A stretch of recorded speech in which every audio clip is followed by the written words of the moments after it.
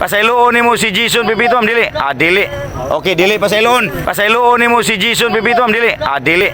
Okay, dili pasayloon. Bisag mamatay ko lawa ma'am. Duwa bisag mamatay ko lawa ma'am. Duwa. Ang pagpangawat dili sada nga ikamatay sumala sa Biblia.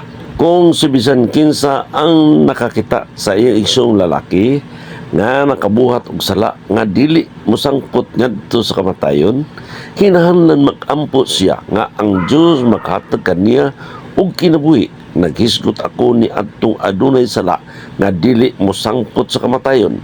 Adunay sala nga mosangpot sa kamatayon. Wala ako nag-ingon nga kinahanglan siya magampo mahitungod ni ana. 1 Juan Kapitulo 5:16.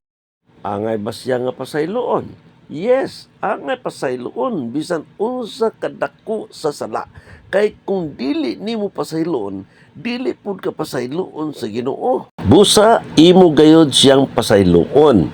Panalitan gipatay niya imong anak, ginikanan, asawa o bana. Kay kung dili nimo pasayloon, dili pud ka pasayloon sa imong mga sala.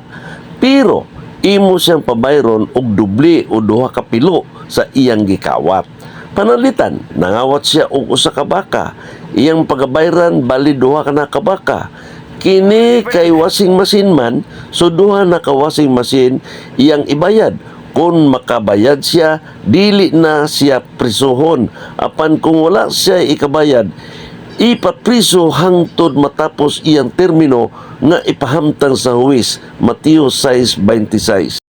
Apan kung nang rape siya, unya iyang gipatay pagyud, pasayloon lang gihapon. Apan atubangon gihapon ang iyang daotang nabuhat, dili pagawason sa prisuhan. Kung hukman siya og lifetime imprisonment o bitay, kung dunay balaod nga bitay. Mabasa nimo sa Exodus 21:12-27. Thank you for watching. God bless everyone.